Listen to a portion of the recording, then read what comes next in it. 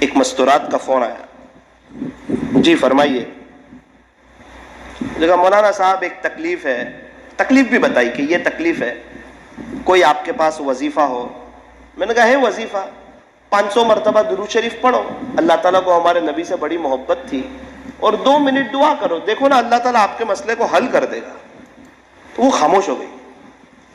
میرے دل میں آیا کہ اس کو یہ تھوڑا سا زیادہ لگ رہا ہے 500 مرتبہ درود شریف. میں نے کہا آپ کچھ بولتے نہیں. تو کہا کہ ایک بڑا مسئلہ, جو مسئلہ تھا نا اس سے بڑا مسئلہ میرے سامنے آ گیا ہے. میں نے بولا وہ کیا؟ بولے وہ میرے اور اللہ کے درمیان کا راز ہے, وہ آج آپ کو بتانا پڑے گا, اور میں بتانا نہیں چاہتی ہوں. میں نے آج تک کسی کو نہیں بتایا مولانا, میرے شوہر کو نہیں بتایا, میں کسی کو نہیں بتایا. میرا اللہ جانتا ہے, میں جانتی ہوں, تیسرا کوئی نہیں جانتا, لیکن آج آپ کو بتانا پڑے گا, میری مجبوری ہے. تو کہیں تکبر تو نہیں ہو جائے گا, اخلاص کے خلاف تو نہیں ہو جائے گا؟ میں کہہ رہے میں پوچھ رہا ہوں, آپ بتاؤ تو صحیح. رونے جیسی ہو گئی. مجھے تو ایسا لگا کہ اس کو کوئی اور عمل چاہیے. اس نے کہا مولانا صاحب الحمدللہ ثم الحمدللہ, پچھلی ایک مدت سے میں روزانہ 15,000 مرتبہ درود شریف پڑھتی ہوں.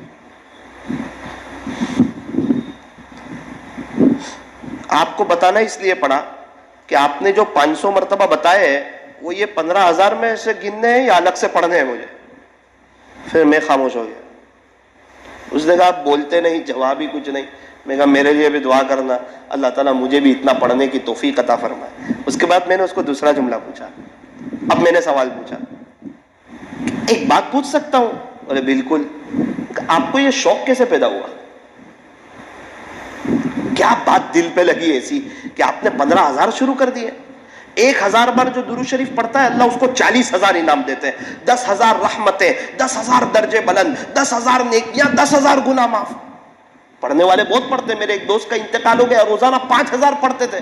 اللہ کو پیارے ہو گئے ہیں جوانی میں, آج انہیں وہی کام آتا ہوگا. میرے شیخ 23ویں رات لے گئے رمضان میں, وہ روزانہ 12,000 مرتبہ درود شریف پڑھتے تھے. پڑھنے والے بہت پڑھ رہے ہیں, لیکن ایک نوجوان عورت اور اتنے سب بچے اور گھر کا کام کاج, اس میں 15,000 بار درود شریف. میں نے کہا یہ شوق آپ کو کیسے پیدا ہوا؟ اس نے کہا مولانا میرے شوہر کی وجہ سے. آپ کے شوہر کی وجہ سے؟ وہ تو بڑے تاجر ہیں نا. بولے ہاں. وہ تو بڑے سیدھے سادے لگتے ہیں.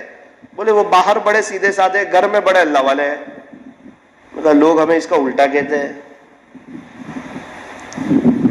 کیا کرتے ہیں؟ ان کے ایک مصلی کی جگہ ہے, بچھی رہتی ہے, وہ تہجد پڑھتے ہیں, اشراق پڑھتے ہیں, چاش پڑھتے ہیں, اوابین پڑھتے ہیں, اپنے اللہ سے دعا بہت کرتے ہیں. مولانا میرے شوہر درود شریف بہت پڑھتے ہیں, بہت زیادہ درود شریف پڑھتے ہیں, اور کبھی نیند میں سے بیدار ہوتے تو بڑے خوش ہوتے ہیں. مجھے کہتے میری بیوی آج میں نے پیارے نبی کی خواب میں ایسے زیارت کی, کبھی کہتے آج میں نے ایسے زیارت کی, کبھی کہتے آج میں نے ایسے زیارت کی, کبھی کہتے آج میں نے ایسے زیارت کی. تو میرے دل کے اندر بھی ایک درد پیدا ہوا کہ تیرے شوہر جب اتنا پڑھتے ہیں تو انہیں زیارت ہوتی ہے نا, تو پڑھ انشاءاللہ قریب تجھے بھی زیارت ہوگی.